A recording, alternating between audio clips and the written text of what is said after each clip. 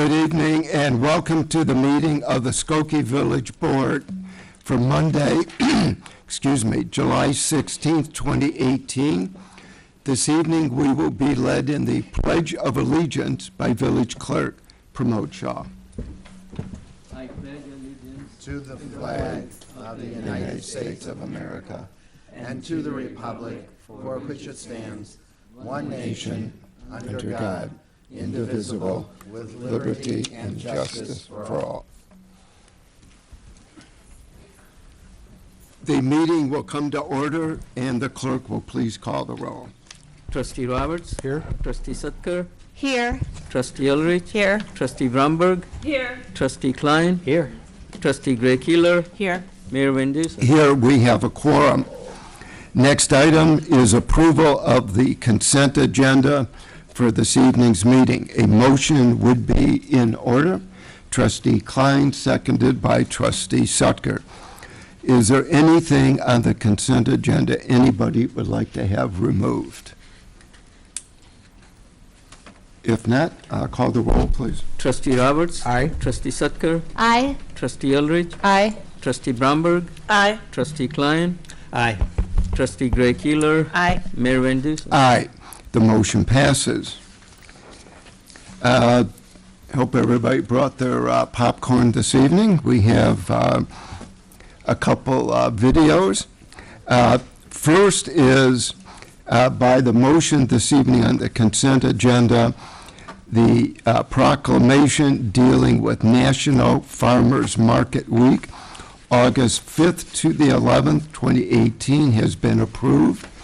And I believe, Janelle, you would like to preside. If you would introduce everybody and then introduce the presentation you would like to make. I would love to. Thank you. So on behalf of the farmers market, I wanted to, okay, so this is our video. But I want to first say my appreciation and gratitude to the administration and the village board. The market is bursting this season, and it's because of your support and positivity towards the market. We're stimulating Skokie's economy. We're preserving farmland in America. We're increasing access to nutrient-dense foods, and we're supporting a healthy community. We're giving a lot of civic engagement, a lot of programming at the market at a very budget-friendly cost. Today or tonight, I'm sharing this podium actually with the chair of the Consumer Affairs Commission, Joanne Haberlin. She's a very active volunteer in the community on many levels, but truly with the commission, she's allowed me to blossom into a wonderful farmers market manager. At least those were her words recently. And there are other commission members present today too, Ruhal, George, and I think that's whom we have today. But we are grateful to have one of our farmers present currently, and that is Matt Ryan with the Talking Farm. He is the operations manager there. If anyone is not familiar with the Talking Farm, it is a farm literally located in Skokie growing organic foods, and they are present at the market on a regular basis selling their goods. You don't get more local than that. We actually call it hyper-local. So I am grateful to have him present this evening and being recognized as well. Matt, would you stand? Matt, thank you. So I'm just going to briefly show you a 2.5-minute video, just giving a recap of what I'm on. Hi, I'm Janelle Silva. I'm the Skokie Farmers Market Manager. The Skokie Farmers Market opened with a dozen vendors in June of 1975. It's proudly sponsored by the Village of Skokie Consumer Affairs Commission.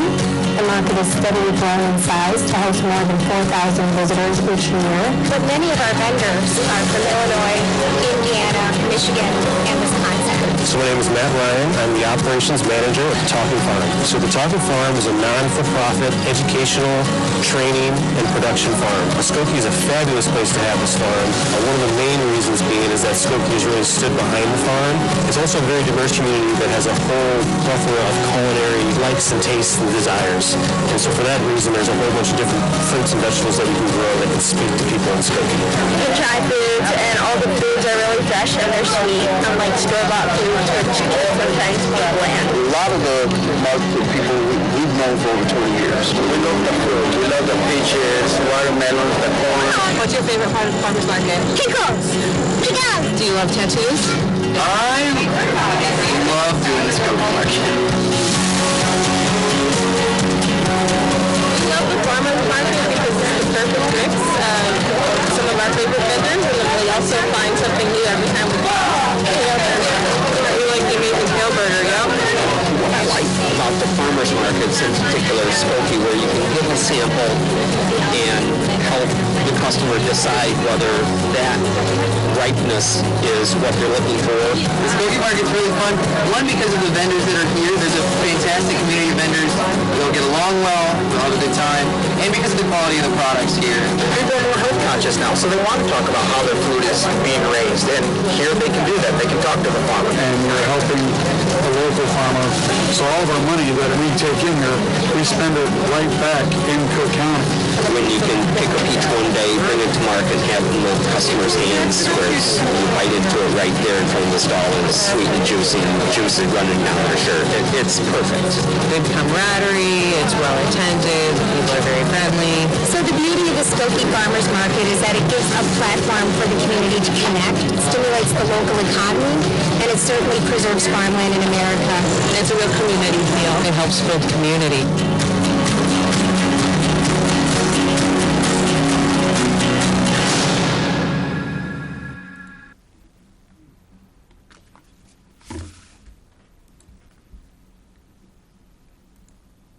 Thank you. So what's not reflected in that video, and thank you for taking the time to watch that too, is that we've now initiated SNAP, which is the Supplemental Nutrient Assistance Program at the market.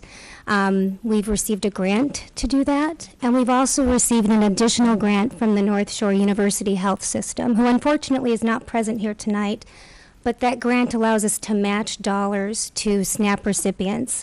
SNAP, also known as food stamps.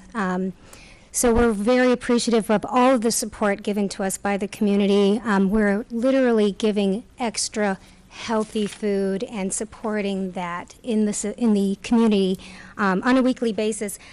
Just want to show you briefly a quick graph, just acknowledging the increase of our SNAP use. We've only had six market dates so far. We started out at the bottom, $30 and $25 in our match system and SNAP system, and we've already increased it by, I would say, about 3,000%. But don't count, I'm not a finance director. We do have one here present tonight. But I just want to give you that visual aid. I don't know if we're going to plateau, but it's becoming more popular and more well-known. The community is learning about it. So just want to give you that visual. Thank you. Let me just block that out. And then before I go into anything else, I again wanted to thank our commission members for being here. Matt, Ryan, thank you so much for taking the time. And then I wanted to reiterate from our proclamation, National Farmers Week is August the 5th through the 11th. We're going to actually celebrate it through the 12th to get 2 Sundays in there. During that week, we're going to be asking our patrons what's in your bag and promoting that on social media, connecting people with their food and the farmers and the vendors that they're purchasing these items from, and then also encouraging those active, good choices, a healthy lifestyle. We're going to be doing hashtags on social media such as I love Skokie, yep, and I love farmers markets. So thank you so much for taking the time. I'm going to make my exit. I greatly appreciate it, and let's celebrate National Farmers Week, August 5th through the 12th. Stay there. Joanne, would you and the members of your commission come up along with Matt. And I'm not sure, is Marlene Hodges with us? Marlene, if you would come up also, I'd like to present. I'm so sorry, Marlene, you snuck in.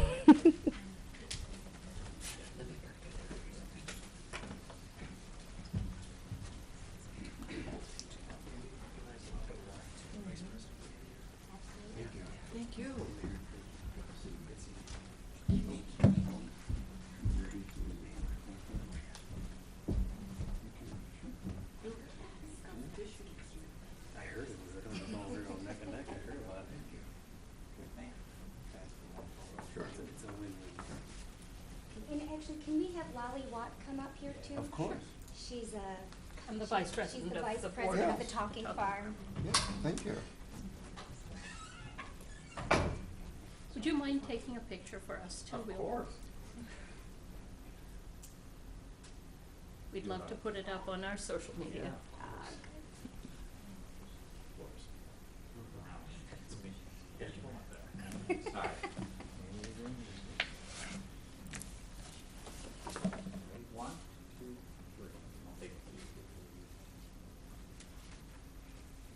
Thank you. Thank you so much.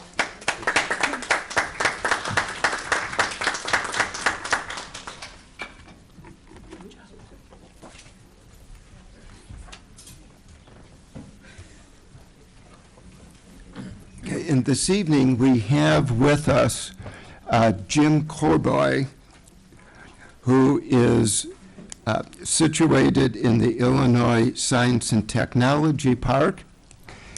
He is part of the incubator, our innovation center, and John and I thought that it would be a good idea to give everybody maybe an up-to-date on what is going on.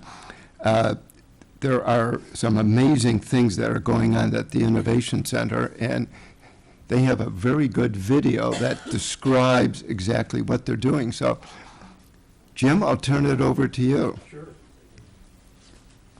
Well, thanks for including me. I've been here a couple of times before, but not since a big event, I guess, last summer, but thanks. There is an information sheet that I've given all the trustees, and I've got them. If you want more information and how to contact me, you're welcome to it. We love having visitors at the incubator. We're just part of that world-famous GD Searle campus, which is now the Illinois Science and Technology Park. But we're a really vibrant part, and our whole goal is to continue to attract companies that can grow here in Skokie and get bigger and hire more people. We got a couple of new residents as a result of the incubator, including me. My brother and I share a house here in Skokie as well. When I came to work at the incubator, I started living in Skokie about 90% of the time. So I've got about a short commute over to Maine and Clifford. But I'll give you a quick update on what's been going on at the incubator. Some of you have seen this before. This is our group of leadership folks. That's me in the upper left. You'll see John Lockerbie in the lower right. He and Jim Course make up our board. Whit Shepard does our fundraising. He used to do this for Kellogg and for Yale University, Ravinia, the Chicago Symphony, so he's an expert at that. And then Justin's our younger sort of millennial digital media person. But we've got great folks there, and we're looking to add people too, especially on the board. The incubator goes back 32 years. Some of you may have heard about it when it was in Evanston. In a brief moment of sort of town and gown cooperation, Evanston and Northwestern not fighting for a minute, realizing they had a bunch of great workspace in that north side of the downtown area where the movie theaters are now, and they realized they could take advantage of that. Charles Shaw, the commercial real estate expert, got involved, and they created an incubator inside this research park. About 4 or 5 years ago, pardon me? If you'd move over to the podium just so the microphone. Oh, sure. Thank you very much, Jim. And about 4 years ago, the incubator had moved to a couple of different locations inside Evanston. There was an opportunity here with the Village of Skokie being the absolute tremendous supporter from a financial standpoint to move the incubator out here. A lot of these entrepreneurs want to be like Zuckerberg, the guy that created Facebook. They want to make an app on their phone and be a millionaire tomorrow. If I knew how to do that, I'd probably be home doing that right now. And I'd send you all postcards from some exotic place I got to travel to. Science-based startups need science space. So that's, when the incubator had a chance to move out here, that was the goal, take advantage of the Searle properties. The incubator has some really famous, there's hundreds of companies that came out of the incubator, hundreds of millions of dollars investments over 32 years. But a couple of the ones that are most highlighted is Peapod. These are the Parkinson brothers. They created e-commerce at the incubator at the Research Park in Evanston. They had access to high-speed computer lines, the T1 lines that none of us had at home. We all had dial-up computers if you even had a computer. And they got Jewel Foods to let them take the groceries out of the back of the 2 Jewel stores that were on either end of Evanston. And they created e-commerce. They've sold the company a couple times. One of them still works there full-time because he still thinks they haven't perfected the delivery. And yet you see Peapod. How many of you have used Peapod? It really was the pioneer in home delivery grocery. Another one was Sports Vision. You see all those special effects on TV. Like, it started with the Fox hockey puck. So when they hit the hockey puck, a tracer could show you where the puck went. You see it in baseball. A lot of people love the NASCAR application, so they can point out the exact people in specific cars. This is Hank Adams, who bought the rights to the guy that had figured out how to make the hockey puck go, because that really didn't work for Fox, but it led to a vibrant company. And now they do digital tracking of sporting events with this same stuff, but you get it on your phones and your laptops. The same thing with Vibes Media. These 2 fellas figured out how to do advertising. You got free texting, but in return for that, you had to allow them to put on advertising. What they developed were a couple of applications that ultimately they sold through Apple and Google, the Apple Wallet. So if you buy a cup of coffee now and you scan your phone, these guys created the technology. It's a $150 million company. And again, it was 2 partners inside a co-sharing workspace. They had access to high-speed computers, and they had the room and the initiative, and they got the investors to make it go. 4 years ago, we moved out to the world-famous GD Searle campus here in Skokie, and it was a great move for many reasons. Part of it was the inspiration of the Searle family themselves. Gideon Searle I fought in the Civil War. He came back to Indiana. It had been a brutally tough war with lots of tough injuries, and he became a pharmacist because he had done a lot of medical work in the Civil War. And anybody he was buying his drugs from, he thought, I could make better drugs than I'm being sold by anybody. So he decided to become, it wasn't called pharma yet, but he went into the pharmaceutical business with a partner. They moved out of state, out of Indiana, because other people were trying to do that in Indiana. They ended up splitting up when they were in Oklahoma. One guy moved back to Indiana and became the starting group that started Eli Lilly. Searle came to Chicago, and then up here to Skokie, and really created an amazing story. There's a lot of great breakthroughs. Birth control was created on this Searle campus in Skokie. Metamucil was created here. Dramamine, hundreds and hundreds of brands were created right here in Skokie. And that's our inspiration right now to still be able to do that for the next breed of young Gideon Searles, if you will, that have come along. One of the most famous stories, you probably know it, is James Schlatter, who was a chemist working on an ulcer drug. And he knew all his chemical compounds. He licked his finger to turn a page in a book, and he thought, that's really sweet. Searle was a culture of innovation long before that term has now been overused. We all work, no matter what business any of us are in, we call it, we're a culture of innovation because we're all using digital, social, mobile to do that. Searle was a culture of innovation. Dr. Schlatter said, I'm going to come back to that sweet thing. He finished his ulcer work, came back and got a team of people, and they created aspartame, NutraSweet, Equal. And it changed the world for the Searle family, and it changed the world of sweeteners. Sucralose and saccharin were causing cancer. A lot of tests with Canadian mice and rats was the story on the research that uncovered that. The world was racing. There were 6 different companies trying to get a new sweetener. The Searle family brought in Don Rumsfeld, local congressman, who had also been Gerald Ford's chief of staff when Ford became president. And Equal was an amazing story that just added even more to the amazing story of the Searle family, which I'll touch on it again. I came into the picture about 3 years ago, and I met John at the time and a couple of other people involved with the incubator. I'd known about the incubator because my brother had an invention, kind of one of these golden retriever grabbers when you can't pick something off the floor, your socks. He had hurt his back and he couldn't pick up his wallet, and he had developed it at the incubator. I also, when I worked at the Kellogg School of Management, our dean said, we've got to start doing more things with this incubator. So I knew of the incubator, but I didn't know the full history. Hang on a sec. But when I got there, they said that they'd just gotten a really generous donation from the Searle family on top of what Skokie had given, and they asked me what we should do. I was a marketing guy, and I said, well, first thing we do is we got to thank the Searle family. I remember the United Way commercials in football on Sundays where they said, thanks to you, it's working, to the United Way, all the people that donated. But we didn't want to make a video that was all like a marketing piece. We wanted to point the camera at all the different startups inside the incubator and give them a chance to say thank you to the Searle family and explain what they were doing with the great support.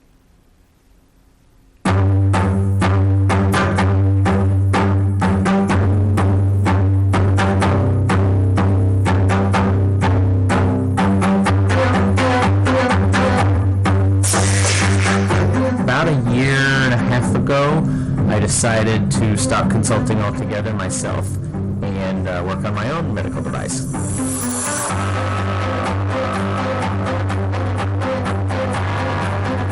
Thank you to the Searle family.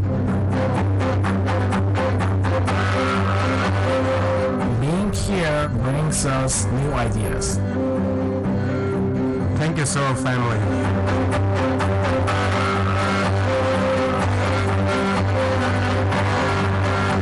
So we were initially supported to come in here and get started thanks to the support of the Village of Skokie. The incubator is pretty unique. We provide facilities, services, networking, community to support the introduction of innovation into the marketplace through entrepreneurship. It's close to some of the rest of this ecosystem, some of the medical device community. There are a number of hospitals and research areas, universities in this area that are all helpful in developing a device.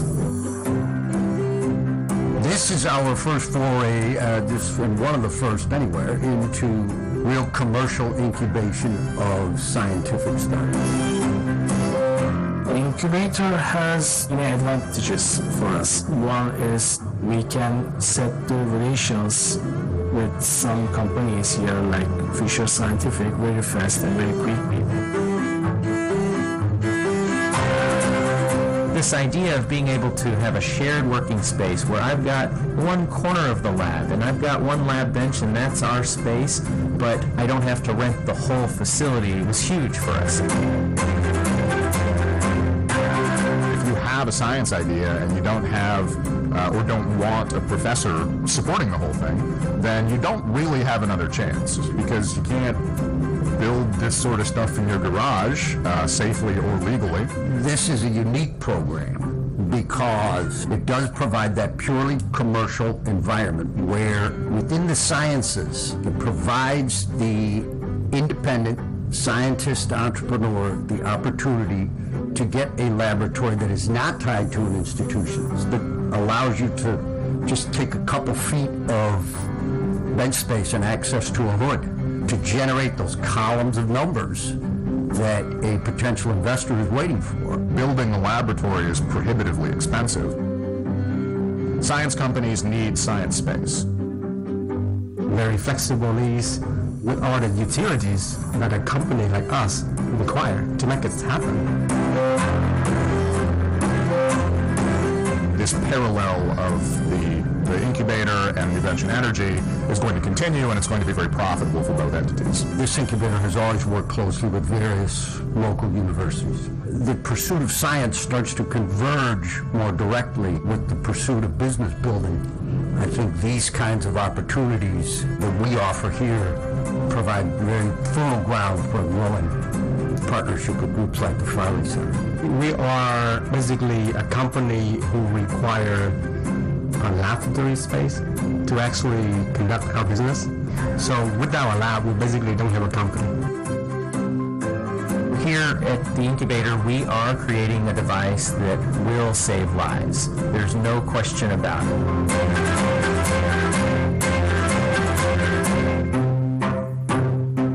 Wouldn't have gotten the chance to do this, frankly, without the incubator, and I don't think the incubator could have happened without the Searle Family Fund. Thank you to the Searle family. Thank you. So we showed that to the Searle family and to their representatives for their foundation, and they said, well, you're welcome. You didn't have to do the video. And we said, well, you didn't have to step up after Skokie had to help us keep these ideas moving forward. And so they've been terrific ever since. We are like Skokie. We welcome. Everybody is welcome at the incubator. And this is a collection of the flags of the people that either work there now, either where they moved from or where their parents live, and they've got ties, or a couple people that have worked with us recently, a few firms that have moved away. So there's like 25 there. We're bookended by Skokie and obviously America in the lower right, but I hear different languages being spoken every day. I'm lucky I have a daughter that works in international marketing at Nike, so frequently I'll ask people when she has a meeting with somebody from China or Vietnam or somewhere in South America, I ask one of the people at the incubator, tell me how to say something so that my daughter can use in her meeting, and she's able to wow people because I've got this great foreign language group with us. But it's really amazing. We are a rainbow coalition of a United Nations gathering, and it reflects one of the big powers that we've got with the incubator in terms of these companies also having the ability to grow. So we move out to Skokie, these world-famous labs on the Searle campus. We've got great marketing partners. Obviously, the village of Skokie, American Landmark. For years, this park was owned by Forest City, a great real estate company based in Cleveland and Boston. Well, lo and behold, American Landmark, it's about 8 blocks from here on Lawndale. They used to own Sears Tower. They own 60 properties around America. They have holdings in Jerusalem and Israel. And they're great partners for us right now. And so how great to have the landlord 8 blocks away. But they also get their checks on time. But we've got CBRE Realty, which is their partner. And it's really made us to be able to take a place that Searle made so famous to try to take it to the next step. That's the park as you know it. We're way up in that building, the 8025 building. Some of these are buildings that are planned. And others are maybe ones, that's the North Shore University Hospital. So we're just a small part of a great big campus. There's some very famous companies that are around us. One of our favorite moments was a year ago when Governor Rauner came out shortly after American Landmark took over ownership. And the big atrium was just mobbed, 5 stories up, people everywhere. The governor, as you know, he sort of joked. He said, you know, Trump talks about building a wall between Mexico and the United States. He said he wants to build a wall along the Mississippi River because there were all those companies that came out of the University of Illinois and went to Silicon Valley and made billions, and they didn't come back. He wants to keep them in Illinois. So the Choose Chicago, Choose Illinois, we work with Leslie Murphy and John and the whole team here. The goal is to grow companies at the incubator, and they stay at the incubator. We get to hand them over to the landlords and say, these people are big enough, they can now be big people and rent their own space, but we want them to not leave the park, not leave Skokie, and certainly not leave the Chicago and the state of Illinois. So we were very thrilled. What we loved is Governor Rauner that day kept calling the entire park the incubator. He'd say, well, this incubator is so important, this incubator, and I was standing next to Mr. Gluck, who heads American Landmark. He said, why does he keep calling it the incubator? I said, well, you know, that's just a common term, and I felt kind of guilty. But our business cards and our URL is theincubator.com, because we're so old, you could get that as your website back then. You could get your name as your email. You could get your name as a website. If you could be a .com in those days if you wanted. But that's how far back our history goes. But the spirit of the incubator is the spirit of the whole park right now in terms of growing. Long-standing relationship with Northwestern that goes back to the earliest days of the incubator, and companies that have moved out here that didn't need to be in an incubator, they were ready to have their own space. And there's a long list of great companies that have come out of Northwestern through that campus, many that are still there. This is a good example to me to explain kind of what the attraction is for us and for all of us here. This is Professor Silverman, who created Lyrica while he worked at Northwestern University. He kept being a professor. Northwestern went out and did all the licensing for it. He had enough money, if you notice, to pay for Silverman Hall. He had enough money to donate a whole darn building, but he's a multimillionaire. A lot of these young entrepreneurs now want to know, do I want to be Zuckerberg or Jeff Bezos and be a billionaire, or do I just want to be a successful businessman that may have made millions? They've got choices now. Northwestern just finished getting the final part of $2 billion from Lyrica through a licensing deal. He didn't get the $2 billion, he got many millions, but now entrepreneurs have a choice. Just like the Searle family, who's their supporter. Their great-grandfather, Gideon Searle I, there was a much bigger failure rate of entrepreneurs in those days. They loved the idea that on the famous hallowed grounds of the Searle family's campus, we've got young incubator startups, entrepreneurs that have a chance with some cover, affordable rent, and a chance to grow their companies that just didn't exist before. That's our space. We're spread out for there. This is some new space we've got. We're kind of a postage stamp up on the 4th floor of the 8025 building, but we've got enough space, and we're very flexible with the building right now about making some moves if we have to. This is a quick snapshot of some of our companies. You saw Dr. Nan Vo in the tape. He is originally from Vietnam, studied at the University of Illinois, and did his postdoc work at Northwestern, met some professors that had figured out how to make aluminum lighter, stronger, and more affordable than aluminum alloys have ever been able to be. So they came in and they had Ford and Boeing as their sponsors at the beginning.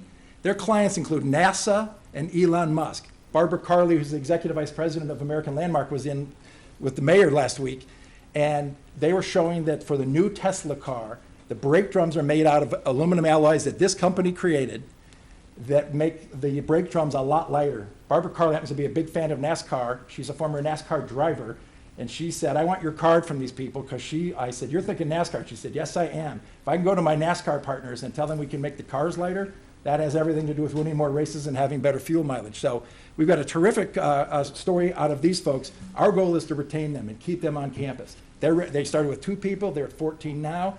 Their next step is going to be able to leave the incubator and become a permanent company in Skokie. And that's our goal with everybody, is keep them in Skokie. Another great one is Hazel Technologies. You saw Aiden in the video, PhD in chemistry from Northwestern, and him and a couple of his partners figured out how to take a thing called a pod. You crack it open and ethylene gas comes out when you pick fruits, vegetables, and flowers. If you do that when they're first harvested, and Mariano's has it, and you have one in your refrigerator, you can triple the shelf life of fruits, vegetables, and flowers. We grow enough food to feed the entire planet. We haven't figured out the distribution to get food to the hungriest people before it spoils. Hazel Technologies will disrupt the entire agriculture business. What they did at the incubator, they had this cool pod that they thought was really cool. They realized it wasn't practical. It was expensive. It didn't release the gas right. While they were at the incubator, John was over there a few times. There was a lot of rotting fruit everywhere because that was their experiment to see how long they could keep fruit from rotting and how they could slow down the spoilage. So their pod turned into a thing called a sachet, maybe a French word, sachet, that now is their device. They're in production. They're doing tests all over the country. They moved down to IIT on the south side because they needed some production facilities that we didn't have, although we've got a better relationship now with the new owners of the campus. That our goal is to never lose a company like Hazel again. That happened in Skokie. A product that's going to disrupt the entire world of agriculture got invented in this town, got started in this town, and we hope they'll even come back, but it's another great story. If it's as big as NutraSweet, I don't know. It's a great story that this town will be the birthplace of. Baxter, this is a great one. This guy, Steve Lindo, was a Grumman Air Force guy that understood how to make fluids run through jet fighter planes. Everything from fuel to water to brakes. But he also had an idea when he went to work for Baxter to create a renal or a peritoneal dialysis device that would work on gravity and osmosis. So you didn't need electricity, and people that could not be treated with dialysis could now be treated. He knew at Baxter there'd be 200 projects in development at any one time, most of which never get to market. That's the reality of the pharma bioscience world. So his project might never have made it. He convinced his wife to let him quit his job at Baxter, move into the incubator. He perfected his dialysis device. He's gone out and raised a lot of money. He's now in production out in Oklahoma, where some of his partners are from. So, and he literally perfected that device in the incubator 2 blocks from here. So a device, as he said in the video, that's going to save millions of lives eventually when he gets it out into the market came from Skokie. It's a great story. This is a story we call a soft landing. This is Ali Fuat Guven. He and his wife Özlem moved here 3 years ago from Turkey. Politics is a little rough in Turkey. They wanted to live in a safer place. They knew they wanted to start a family. They moved into the incubator. They sell and import consumable materials for laboratories. They import them from India and China to Turkey, and then they would distribute them. They came here. They now distribute not only back to Turkey and other parts of the world, they're getting domestic clients. They've got the space and all the hood space that they need. But so what's interesting is inside the science campus is Fisher Scientific, Thermo Fisher Scientific, and a whole brand that they call Unity Labs. All the big companies, Lanzatech, Charles River, Vetter, Stellis, Fresenius Cavi, all those big companies that are inside the park use Thermo Fisher constantly. They kept seeing all these things that this guy was getting shipped in and shipping out, and they said, tell us more about your business. Well, AFG Bioscience is now in the Fisher Scientific catalog and selling more products around the USA because of that. And again, that was not the intended solution for them, but it's turning out to be a great story. Thermo Fisher is worth seeing. This is one of my favorites. It's a guy named Chen Li Wang. He worked for Omicron, which was a company in South Bend, Indiana, that was associated with Notre Dame. A lot of people had come from Cornell University to Notre Dame in the carbosynthetics world. But his wife works for Sheriff Tom Dart, and they live in Lincolnwood. So he would have to drive out to Notre Dame, South Bend on Sunday nights, stay there for 4 or 5 nights, and then drive home on Friday nights and see his young kids as they were growing. He really was missing seeing his kids. He had this ideas for his carbosynthetics company, came to the incubator. We had the hoods and everything he needed. He brings his kids in sometimes for lunch. He goes home for dinner for a little bit. He works a lot of hours, 7 days a week. But Carbosyn is going to be a company you'll hear about. He will grow. And again, our goal is start him out in an incubator where it's affordable, flexible lease. They don't sign a lease. We have the lease with American Landmark. They become members of the incubator. So if they tell us they got to leave in 30 days because they've been bought by a company in Pittsburgh, we don't say, whoa, you got a lease you got to settle up on. We say, good luck. Like a mother bird pushing young birds out of the nest, we want them to fly on their own someday when it's appropriate. This is one final one, and it's a guy who's a doctor down at University of Chicago, Dr. George Lee. He's got a lot of inventions in the world of antibiotics and production. But since he works at the University of Chicago, he wants his company in an entirely different location. So he's at a nonprofit in Skokie, and the University of Chicago doesn't hold, other than a little bit of IP relationships that he has with the university, it's his own company. We have a number of companies that are like that.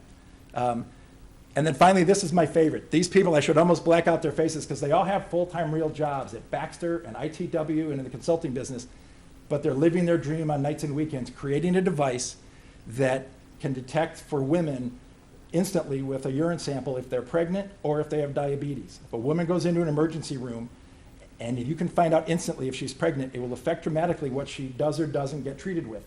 They're in clinical trials right now with Northwestern University Hospital downtown. They got all these ice boxes set up. They got all the urine samples that are frozen, and they have to do all these blind test studies. One of them is going to leave a company that rhymes with the word Baxter later this year and will work full-time at the incubator. He's got his device ready to go into production.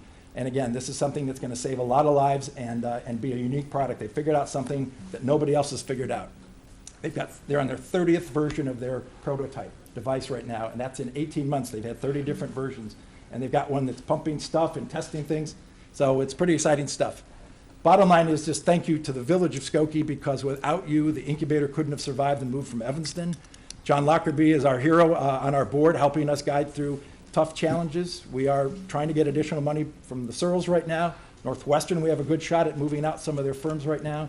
So some of our best days are clearly ahead of us, but we're a great Skokie brand, and our goal is to grow more Skokie companies and get more residents here and more great stories, in addition to some ones that may not be as famous, but companies that will thrive because in that spirit of the Searle family, they've got a place to create products and become entrepreneurs in an era where this is where a lot of the world's going. And again, because of Skokie, it wouldn't be happening. So thank you.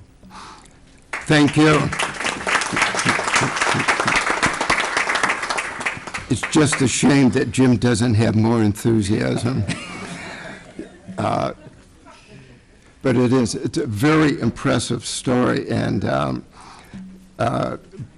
maybe it was a week ago or 2 weeks ago now, I had the pleasure of coming over with some people from out of town who were interested in the story of Nano-L is very interesting to watch them in their production and the potential, not just for Elon Musk, but also for NASA and outer space. It's a great story, and for anybody who wants a young person to get interested in STEM and science, this is really a great place to just bring them over. And there's an enormous enthusiasm of the entrepreneurs there. So, Jim, thank you. I appreciate you taking the time out, and I know you spent quite a bit of time putting the presentation together. So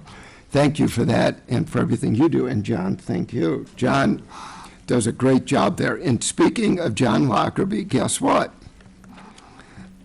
Next item is report of our village manager, John Lockerbie. Thank you very much, Mayor Van Dusen. Good evening, everyone. And Jim, thank you for an excellent presentation this evening. Items A, B, C, and D under the manager's report were already approved with the consent agenda this evening, and that completes my report. Thank you. Next item is report of our corporation counsel, Michael Lord, and I would like to introduce, I think, Mike Goldman. Is Mike still? Mike, thank you. Mike's item was approved on the consent agenda. Mike is with Waterworks, and it was approved under item G of the agenda this evening. Welcome. Great to have you again. Thank you. And welcome to the village of Skokie.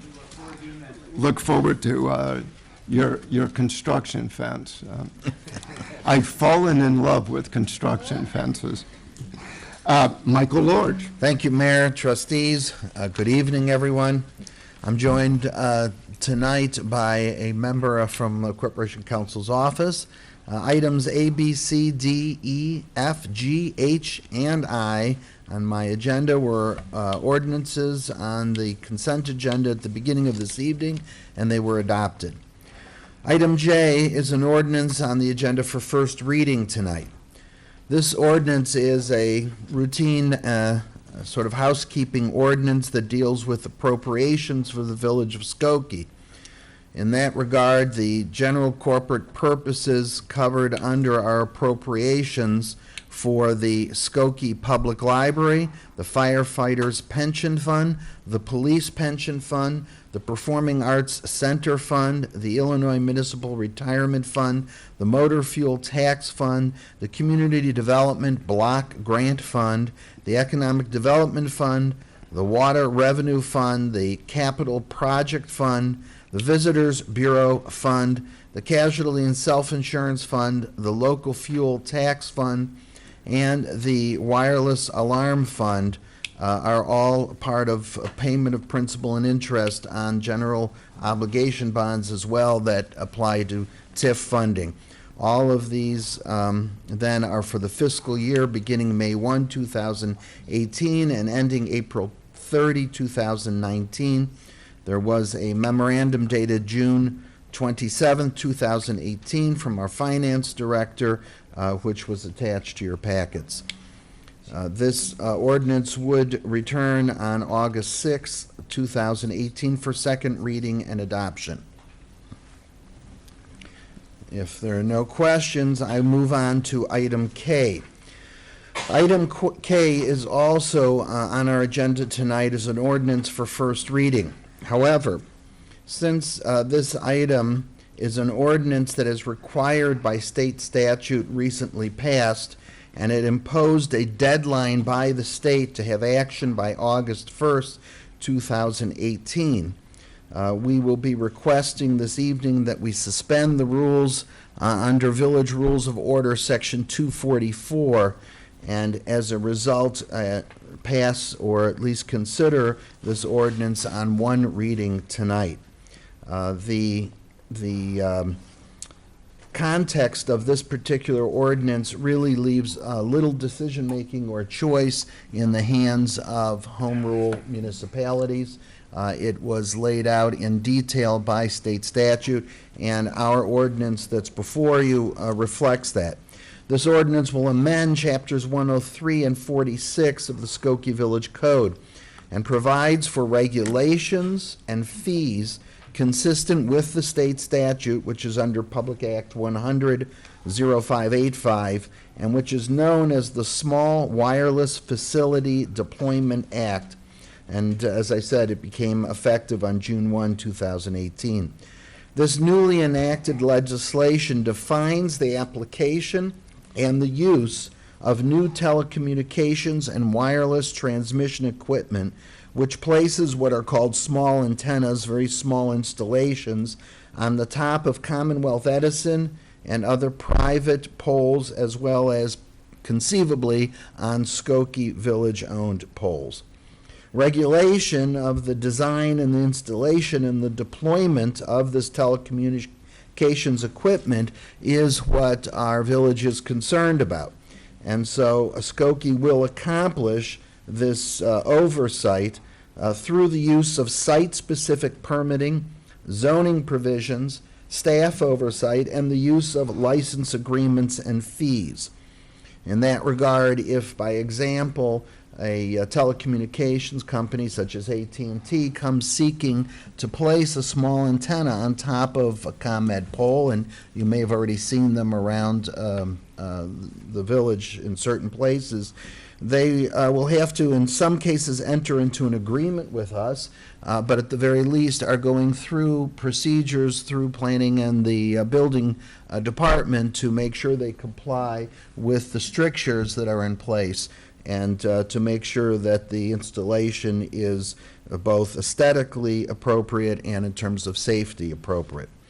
The Act provides for 60 days from June 1, 2018 for Illinois home rule municipalities to enact legislation to govern all future installations, and it's for that reason, Mayor, that I would be requesting a motion to suspend the rules this evening as to this one item under Section 244 so that we might proceed on one reading tonight. Okay. So two motions would be required. The first would be to suspend the rules And then secondly, a motion would be required to then pass the ordinance amending chapters 103 and 46 of the village code. So on the first motion to suspend the rules, a motion is in order. Trustee Roberts, seconded by Trustee Sutker. Call the roll, please. Trustee Roberts. Aye. Trustee Sutker. Aye. Trustee Ulrich. Aye. Trustee Bromberg. Aye. Trustee Klein. Aye. Trustee Gray Keeler. Aye. Mayor Van Dusen. Aye, the motion passes. The rules have been suspended, and on a motion, the village board can pass the ordinance amending chapters 103 and 106 pertaining to small cell antennas and permit fees. Motion on the ordinance is in order. Trustee Gray Keeler, seconded by Trustee Klein. Are there any comments or questions on the ordinance itself? Trustee Roberts. As a member of the Northwest Municipal Conference Executive Board, I've watched this kind of in progress for over the last couple of years, and it was kind of a battle in my mind of the large corporations versus municipalities, and I know that our Corporation Council, along with village attorneys and corporation councils for members of the Northwest Municipal Conference and Illinois Municipal League, spent countless hours in Springfield negotiating with these corporations to try to get the best deal we can. I'm always a little afraid how things turn out in Springfield when you have corporate money versus village interests, but I think that the municipalities did the best we could. They negotiated long and hard on this, and we've come out with this deal, so it's the best I think we can hope for. But I just wanted to get the corporation councils. I know that you worked closely with the IML. This is probably about, in terms of the fees that were allowed and the planning that allows us, this is probably about the best that we can get from the current situation. You've put it in exactly the right context, Trustee. The reality was that we've known for 2 years that these installations were coming along, and in certain municipalities like Schaumburg, they actually were beginning to be inundated, and they had no voice really in the process. And so if our real goal here obviously is not revenue generating, but to be able to have oversight as to the location and the appearance and the safety provisions, then that's the number one thing we accomplished. We have, in working with Pete Pyer in terms of planning and so forth from village staff, we really have maximized under the state statute all of the dollars that can be requested and required in terms of the installation and the rental.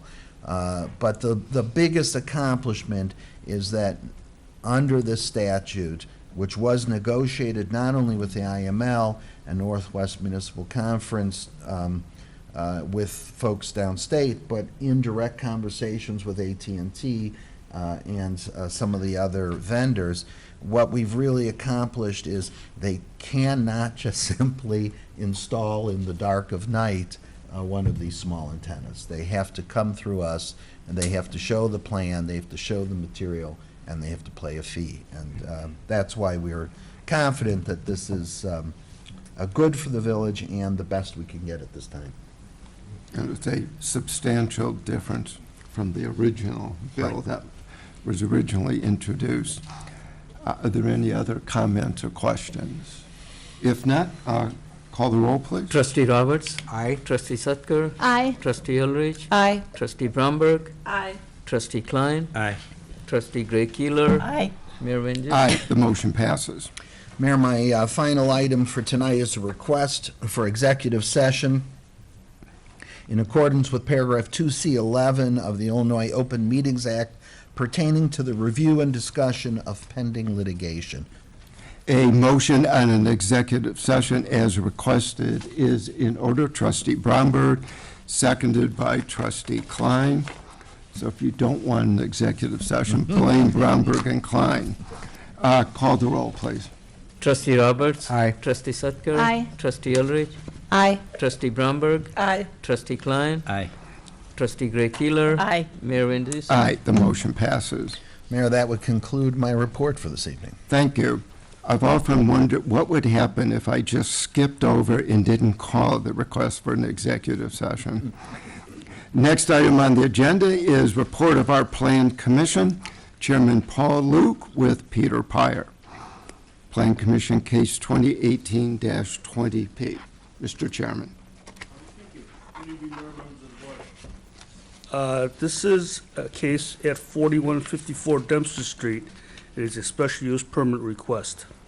At the June 21st meeting of the Plan Commission, we reviewed the case of Tigger Capital LLC for a special use permit in order to operate a child care not in a residence at 4154 Dempster Street in a B2 business district.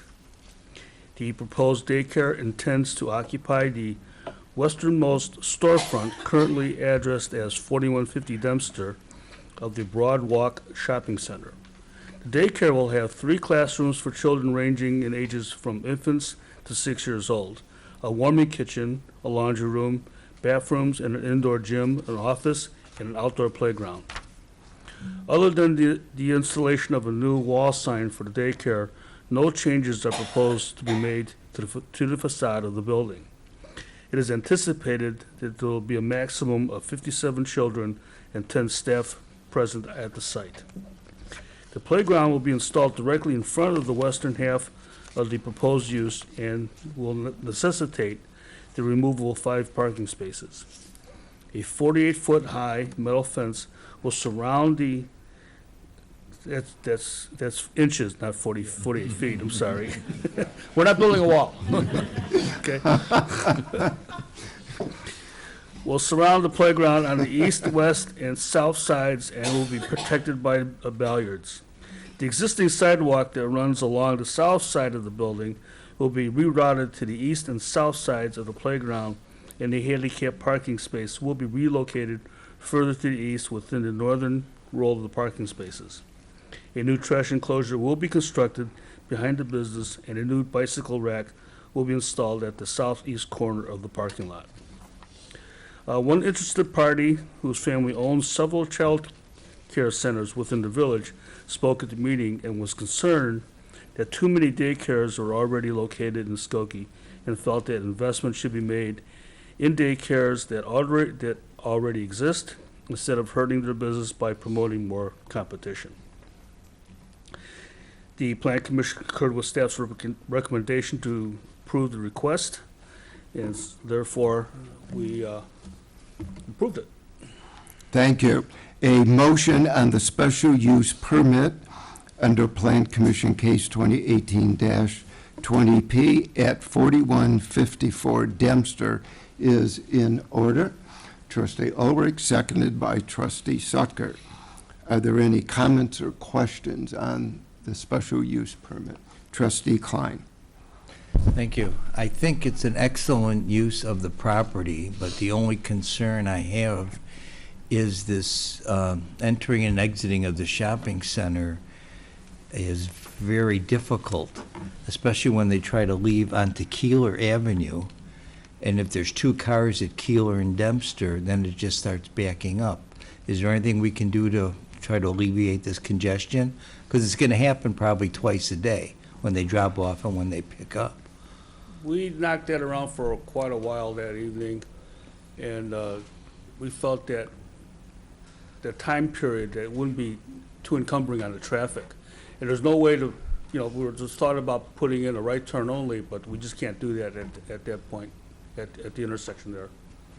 So we're pretty much saddled with what we have. Pretty much saddled with it. Okay, thanks, Paul. Trustee Roberts?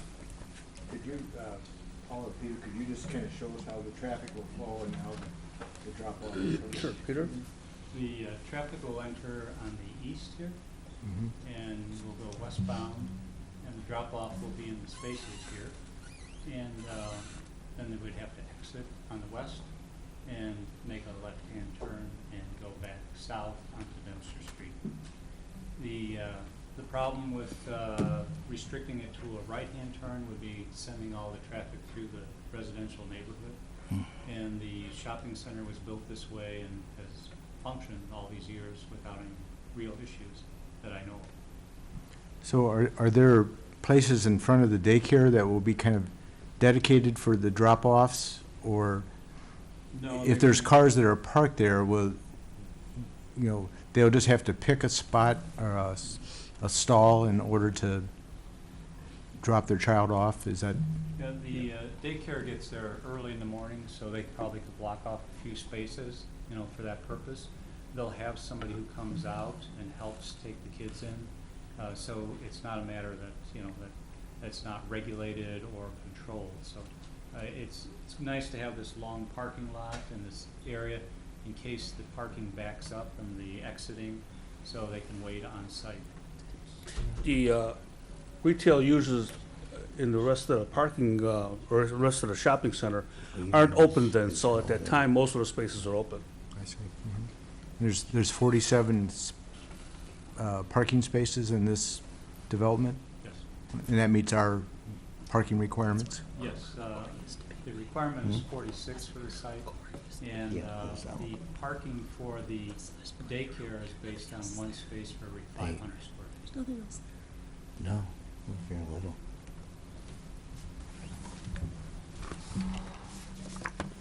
Are there any other comments or questions? If not, call the roll, please. Trustee Roberts? Aye. Trustee Sutker? Aye. Trustee Ulrich? Aye. Trustee Bromberg? Aye. Trustee Klein? Aye. Trustee Gray Keeler? Aye. Mayor Van Dusen? Aye, the motion passes. That concludes my report. Thank you. Next item is citizen comment. I see a couple people in the audience, I suspect. Kate Donigan and Susan Carlton. Am I correct? Just intuition. Good evening. I'm Kate Donigan, 7811 Karloff, and I have the honor of being a Skokie resident and the superintendent of Skokie 73 and a half, but also a member of Skokie Cares. And we'd like to talk to you this evening about the newest initiative that we're working on. So as you know, with your great support, we did Skokie Welcomes Everyone signs and buttons throughout the village, and we are so appreciative of all of your hard work in support of that. But through that initiative, we learned that several people and residents don't feel welcomed in Skokie all the time. And so we spent a lot of time brainstorming why and what we could do to possibly make that better. And so our next initiative that we're working on is something called SEED, which is Seeking Educational Equity and Diversity. It's a series of 10 3-hour workshops, for lack of a better word, where people engage in conversation about the biases that we all hold towards one another, whether that be racism or sexism, ableism, and how we can support each other within the community. These are all offered to anyone who lives or works in the village of Skokie, and they are being supported by District 73 and a half, the Skokie Public Library, and then Skokie Cares was also fortunate enough to receive a grant from the Skokie Foundation to have a member trained to be a facilitator. So we have 3 cohorts that are starting in September that meet once monthly from September through May. And we're here for a couple of reasons. One, first and foremost, we would love for all of you to participate in a cohort. If you go to skokiecares.org, there's the opportunity to sign up for one of the cohorts. One is happening at Elizabeth Meyer School in 73 and a half. One's happening at the Skokie Public Library, and one is happening at the Tot Learning Center through the Skokie Park District. The second thing is, if you are so moved to help support Skokie Cares, we are continuing to fundraise in order to bring this programming to anyone who lives and works in the village free of charge. And so there are costs associated, obviously, with the training and paying facilitators and meals, those kinds of things when people gather. And so if people are interested in that, you can also go to Skokie Cares and there's information. Did I miss anything? I also have an article to give you, not specifically about seed, that was in the Chicago Tribune, about the importance engaging in conversation about your biases, so that, thank you, so that we can acknowledge them and work together, because we all have them. And so, again, we encourage you to participate, and if you have any questions, John Lockerbie also serves on Skokie Cares, and we're so thankful to have him as a representative for the village. Thank you. Okay. Trustee, Kate, so I'm assuming you can make a donation on the Skokie Cares website, is that correct? I don't No? think you can make one on the Skokie Cares website, but you can, it'll tell you where to, if you want to write a check, where you can send that. Okay. Yeah. All right, thank you. Kate, is your son going to sign up for Jim's incubator soon, or? Right, yeah, that's next. I think you should just sign him up tonight. If